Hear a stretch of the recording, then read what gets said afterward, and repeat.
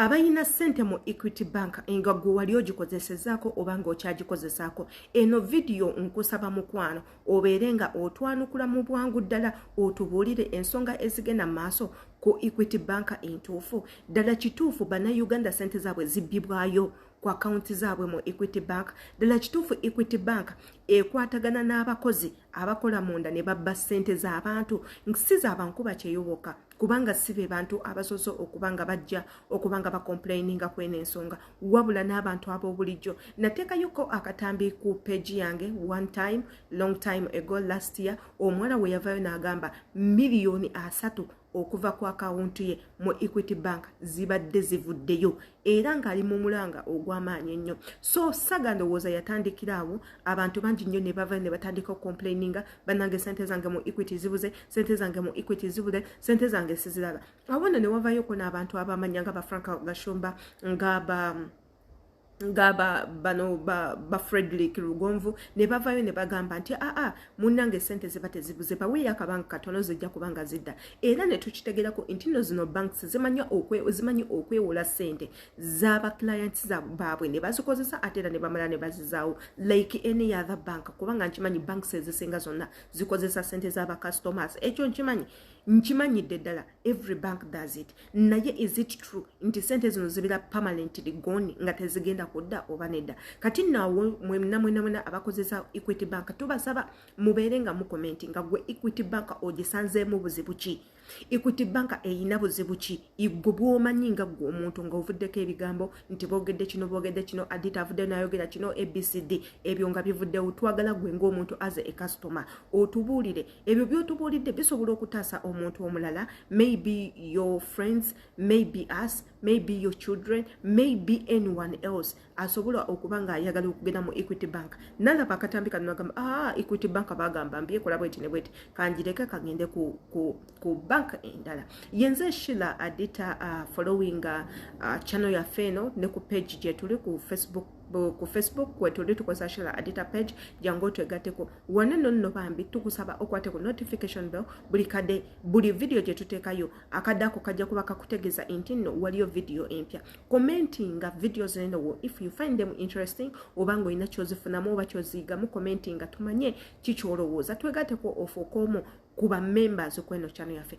Tuina obutambi bw'abaganda baffe bangi nnyo abakomplaininga ku Equity Bank era nga okwanukulwa kugenda kubanga kuli kweno video nakolwaleero kambatereyo akatambi ka mwana muwala Phoebe ng'ayogera ku nsonga za Equity Bank.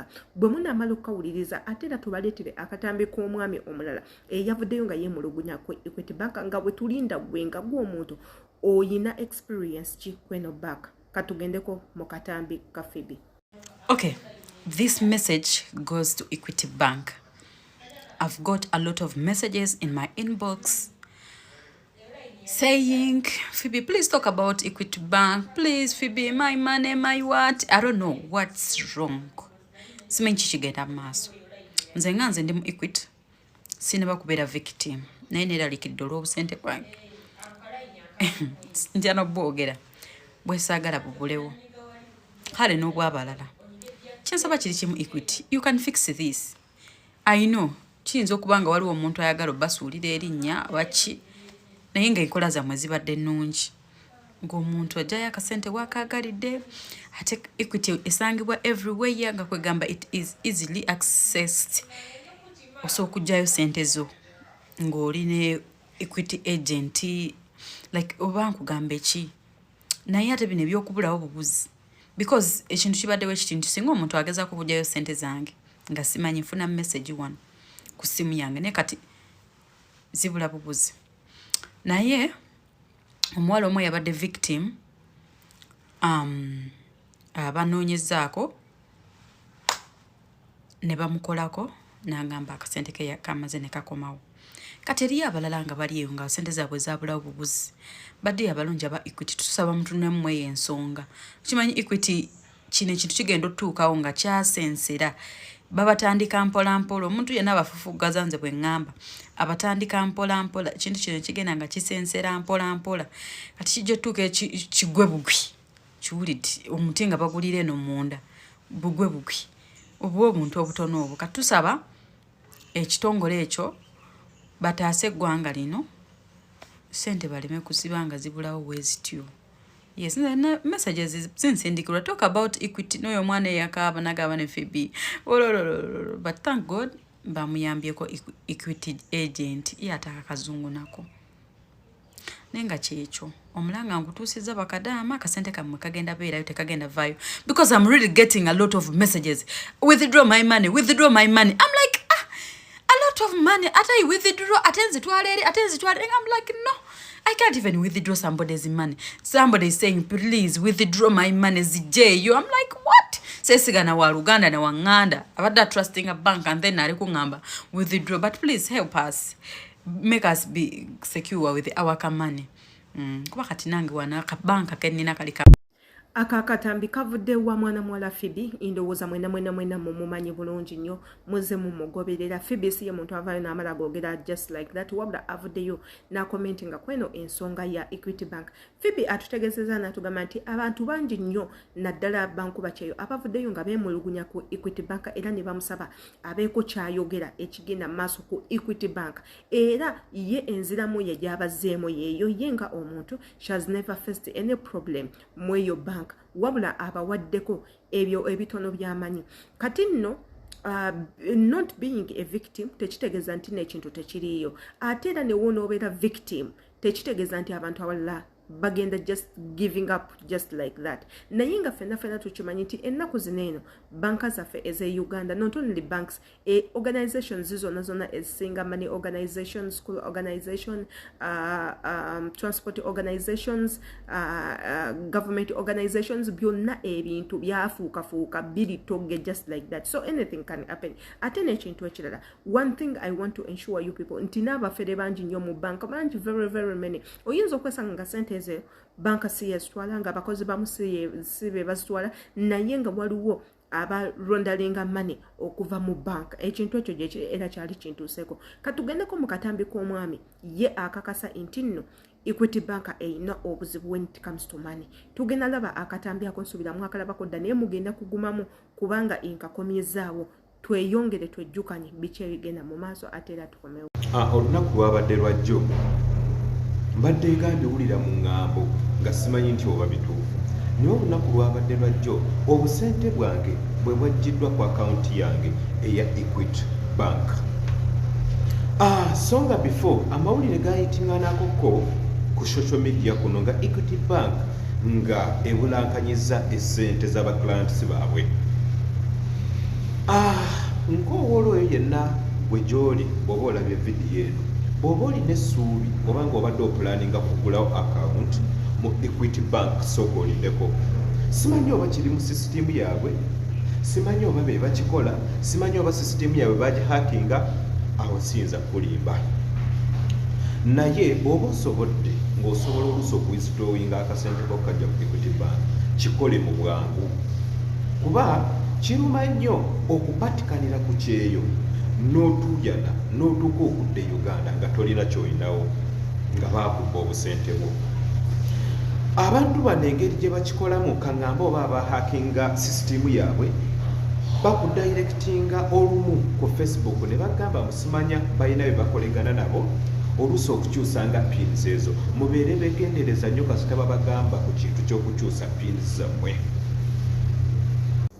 Navaayo nenkola vidiyo ku Equity Bank oluvannyuma lw'obusente bwange okubanga bwali tebuli ku akawunti yange. Complaint yange yatuuka mu Equity Bank kya mukisa mulungi sente zange naddamu kukebera nga zaaliko ku akawunti wabula obuzibu bwali mu pini. Abamu mulina complaints ezeefaananyirizaako bwe ziti nti buli w'oba okebera like ng'otaddemu pini bakulaga nti it's a wrong pin. Ngenda kusaba ogendeko ku akawunti y'omukyalo ono ajja kunnyonnyola oba ajja kudirectinga era ajja kuwa ennamba entuufu eya Equity Bank kw'ojja okuba ng'osobola okubafunira. Era atera okukola live omukyalo ono obudde obw'ekawungezi bw'aba amaliriza emirimu gye osobola okugendako ku akawunti ye era n'endagiriro ezisinga kweziri osobola ozigoberera n'oba nga osecuringa akawunti yo eya Equity Bank. Visitinga ku akawunti ye information esinga kweri. Byebyo ne bigenda maaso mu Equity Bank. Video ezo tuzibateerawo lwansonga tuba twagala bambi muziyigemu era nga twagala mulabuleko bannammwe baleme kugwa mu bizibu oba kusanga bizibu nga bino. Nze nga Sheila Adita, I'm not using Equity Bank. Simanyi nnyo bigikwatako kubanga is one of the banks that I've never used before. Atelanga I have no hope or wish to create any account with them.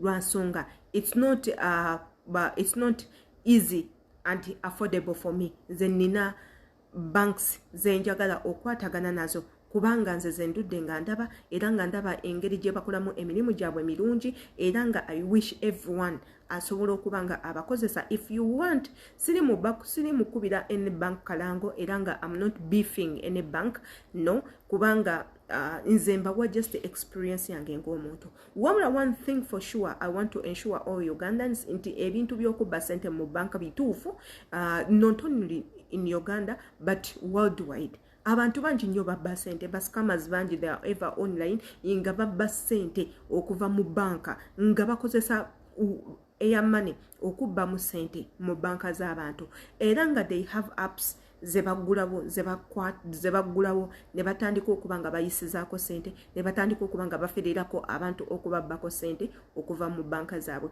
Era ndowooza ebintu ebyo muzenga mu biraba mu America biri so much, mu nsi ez'Ebulaaya biri bingi nnyo nti abantu bababbako ssente. Oli n'atuula ewuwe wa Canada ku kompyuta n'atandika okugesinga na back account y'omuntu nafuna engeri yonna gya accessinga naddala mmwe abakozesa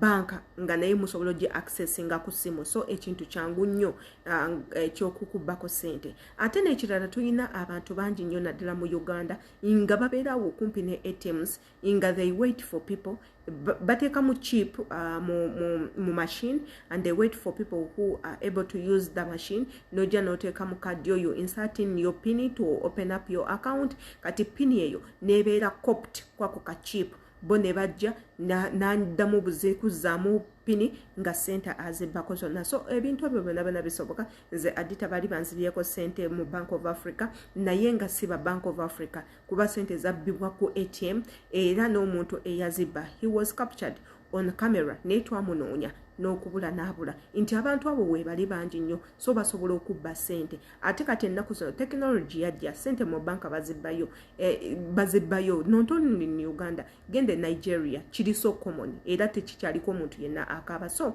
bw'obanga olowooza nti no bank eyo si nnungi, nze I advise you people mugendeko mu Stanbic Bank nnungi nnyo. Nze ngikozesezza kuvanga nkyali mwana muto up to now. So nsaba mwena mu commenting kweno video gwolowooza kiki ekigenda mu maaso naddala nga wali okozeseza ku Equity Bank wano wetukwetaagira ennyo munange tujja kubanga obuyambi bwo butuyamba nnyo. Yenze Sheila Adita, following a page ku Facebook, subscribing ku YouTube channel yange ate era o commenting okwate ne ku notification bell empagala nnyo.